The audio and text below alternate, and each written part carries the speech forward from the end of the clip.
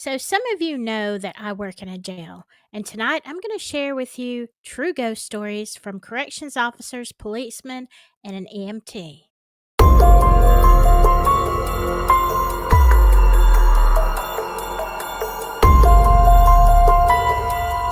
Well, hello, my spooky friends. No, you are not seeing things. Yeah, I'm trying to give them a little privacy, but Scully is meeting up with Miss Scullett. Miss Scullett O'Hara. Yeah, they kinda just met up today, been talking a lot. I try to lay low during their conversations, but, it's time for me to film. So y'all just carry on, carry on, because tonight I have got the best stories. Now, some of you have recently sent these in, and I'm sorry if it's been if I haven't gotten to your email yet, I am getting there. And your stories. Keep sending them in. But because of the nature of something else I wanted to show you, I decided to do some paranormal police. Okay. So let's take a look at our first story. Now, her name is Krista. I did not know if she was okay with me sharing her full name, so let's keep it safe. All right, Krista says, "Hi, Silky. I really love your stories and I love your YouTube videos. Thank you so much, Krista. I appreciate that. I'm a volunteer firefighter in eastern Kentucky, and one night when we were working on a call on a dark back road, I was walking by myself to speak with the state police, and I felt a presence around me. It creeped me out really bad, and I ran back to my crew.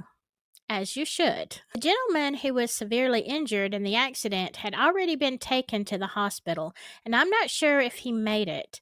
I've been on the department for only 2 years, and so far that's all that's happened to me, but I'm sure there will be more to come. Hope this finds you and Scully well." Did you hear that, Scully? Scully, say hello to Krista. Don't be rude. Krista, I am sure you're going to have a lot more experiences. Thank you for sharing that one. Have you ever had that feeling like, we know when we sense a presence, right? You just can feel it. And you look around, you don't see anything, but yet you feel like you're not alone. Well, I wanted to share that because it's leading up to another story, and then I've got a picture that defies all explanation. Now, this one was sent in by a police lieutenant, retired now, and I do have all of his information, but I agree. This is not something that you want to put your name on necessarily, okay? When this happened, I had been on our police department 27 years. Wow. Thank you for your service. That's phenomenal. And was the lieutenant of our CSI unit in the previous 9 years. Between my street cop time, traffic crash investigation, and CSI, I'd been to many death scenes, the majority being tragic and brutal. I had never experienced anything paranormal that was obvious enough for me to note it. When this event happened, we were in the early days of a very complex and brutal homicide case lasting 2 weeks on scenes, plural scenes, more than one. Wow. The victim had been unalived and cut into pieces in the basement of a standard 1920 era house, and the parts were transported to various places in 2 states. Wow, that is horrifying. On the third day of processing the house with two other team members, it got late, so I released them. I stayed behind to canvass the area for forgotten equipment and to inventory what our next steps would be. While standing surveying the basement, tiny, something enveloped around me from the chest upward. Instantly, I knew it was bad, then evil, and I was filled with a terror that's beyond this earth. There was no need to analyze or think about what this could be. It was something that I had to get away from now. I shot up the short stairs and out the door. If the patrol officer noticed anything strange about my face and actions, he didn't say anything. That was the last time I went in that house alone in the evenings. The house took another week to finish, and the two CSI members never mentioned a word to me if they experienced anything. But then I never told anyone until years after I retired. This whole event with me in the basement was maybe half of a second, definitely less than a second.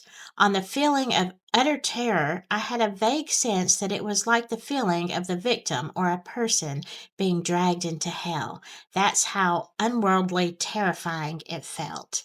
Wow. Yeah. You know, you can feel evil. Has anyone here ever felt the presence of evil? It's definitely different than, just a regular presence.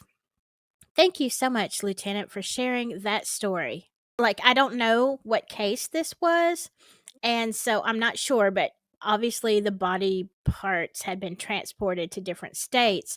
And so I don't know if the perpetrator was alive at this time or passed away, but if it makes me wonder if it was like a demonic presence that had a hold of that person that was able to do such horrific crimes in this place.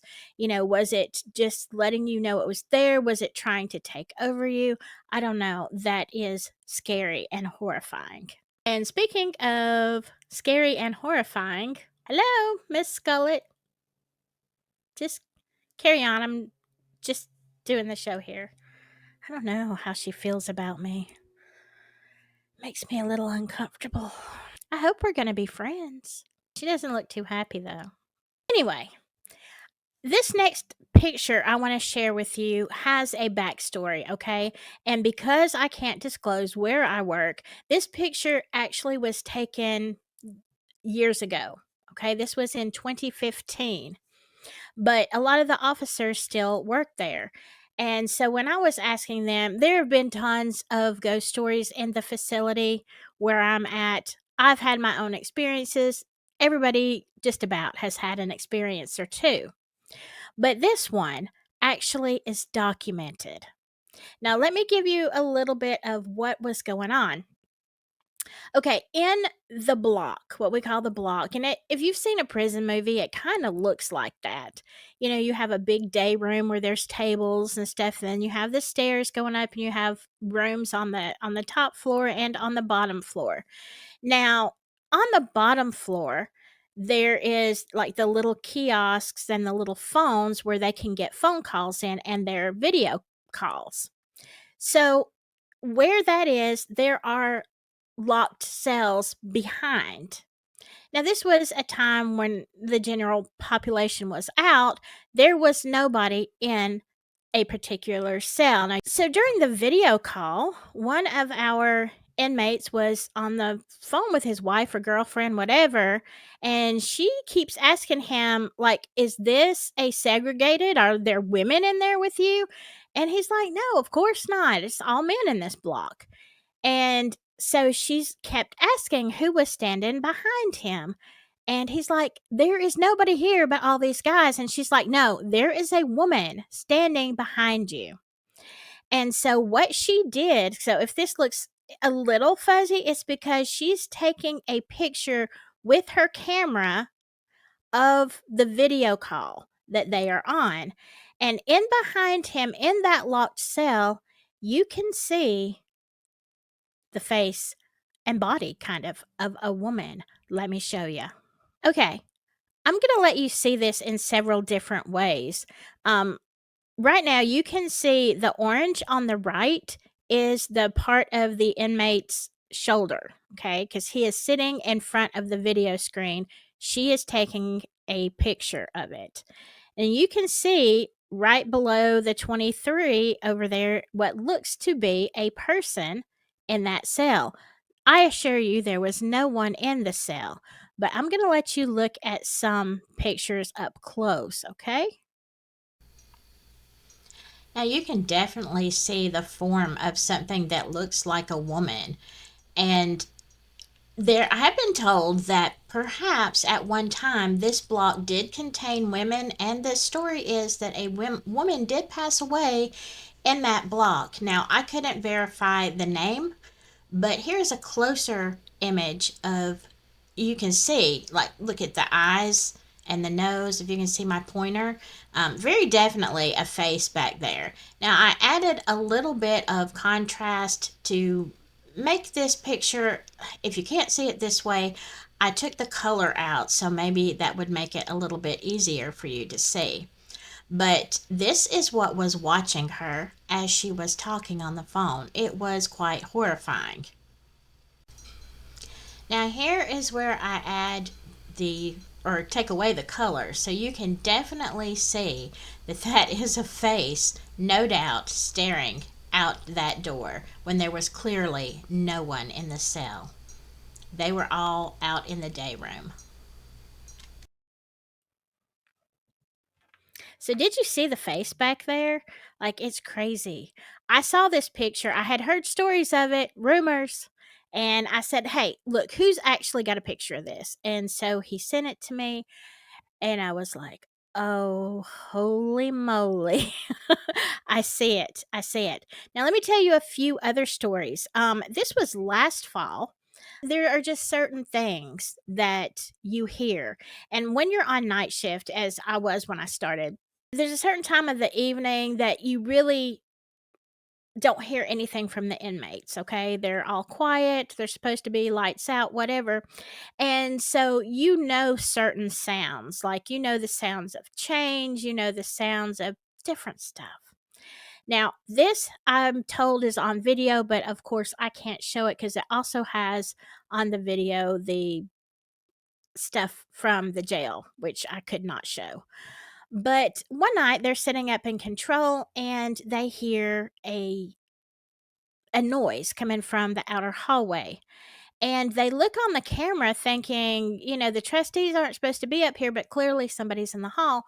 So they look in the hallway and they see an open supply closet and they see a mop bucket.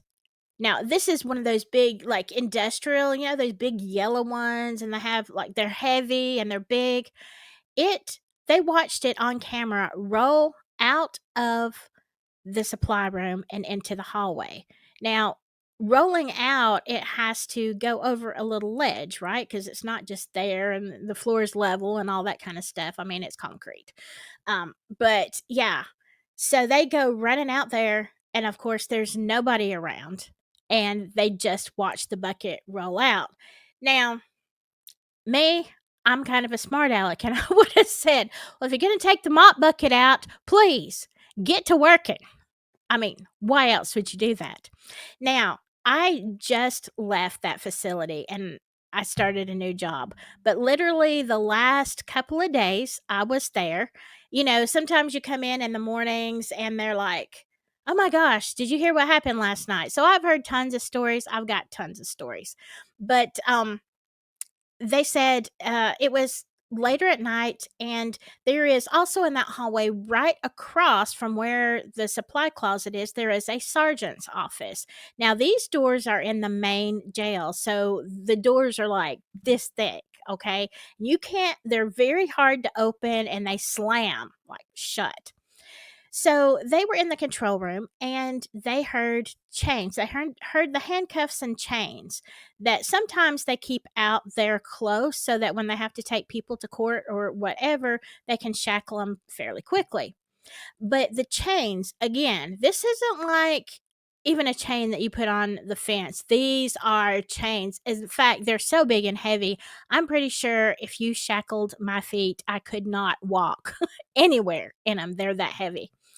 And so they heard the chains and handcuffs, like from the table that they're on. They hear them rattling around and they hear the cuffs and they're looking at each other like, who is out there? What are they doing? Like, this is the middle of the night. Who's messing with the cuffs? And then they hear the sergeant's big metal door open and shut. It's an unmistakable sound. So, of course, they get up. They don't see anything on the camera, but they're like, okay, who the heck is up here and what are they doing? And there was no one there, also. Now, one more story, or maybe two. You want to hear two? We have a shadow person. I have seen the shadow person. The other nurses in the facility have seen the shadow person walk by. It's just completely black, a completely black outline of a man. And I've seen it go back and forth. They've seen it pass through the nursing office while they were sitting there talking, like literally just walking on by, right in between them. Now, it wasn't that close to me. It was like down. It wasn't even like a real hallway, just like a little tiny spot into the next room, and I used to see the shadow man there all the time, and me, I thought, this is when I first started working there.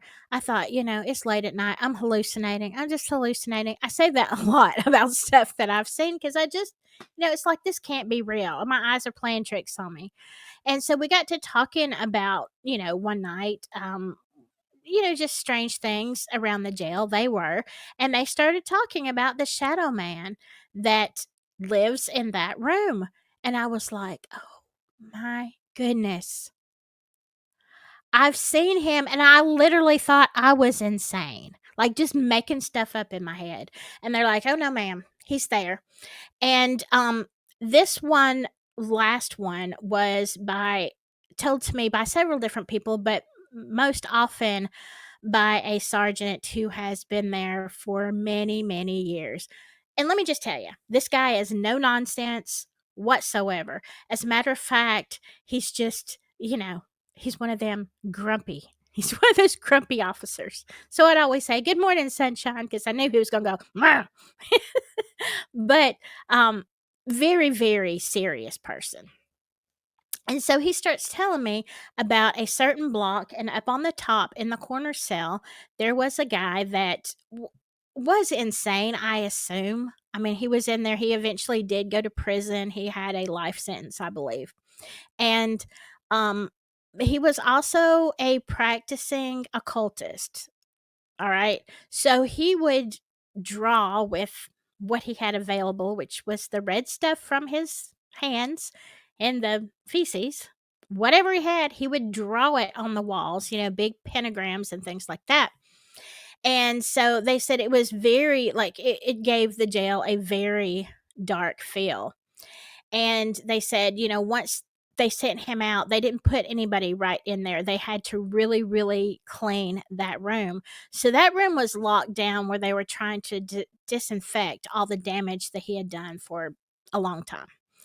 And one of the sergeants said he was doing rounds and he said he saw somebody moving around. This is lights out. Okay. Everybody's asleep. He sees somebody moving around in the cell up there. So he opens the door and he goes upstairs. He's trying to be quiet and he goes all the way to the end. And he said he shines his light in there and, he could see, of course, that the cell was empty. And then he takes his light down, he turns to leave and he's like, I don't know. And then he turns back and he sees a man standing there. But it wasn't the man that left the cell, it wasn't the prisoner, it was something else with weird eyes. And he is not the only sergeant that saw that. There were many other officers that observed that same being. And they said there were also times when on the camera they would watch a dark shadow man walk from that cell across the front, where the stairs are. They would walk across the block up in that area. So, yeah, I don't know, it's hard to tell. I mean, honestly, when you have an environment like that, it has to be really extreme for something to show up or to be odd because it's just pandemonium all the time and chaos. And you have so many people that you don't notice things. I'd kind of be interested to know what it would be like if the jail was emptied and you just sat in there at night. What would you hear and see? I don't know. But if you have any paranormal stories about, if you're any kind of public servant, whether that's a nurse, a police officer, a firefighter, EMT, something like that, I would love to hear your stories. Please email me at avelincottage@gmail, or you can just put it in the comments and I want to share it with everybody else. All right. I hope you are having a great spooky season. It seems that spooky love is in the air, right? They look happy, right? Sorta? Okay. Hope you have a great day, week, evening, whatever. I will see you soon. Whatever you do, stay spooky.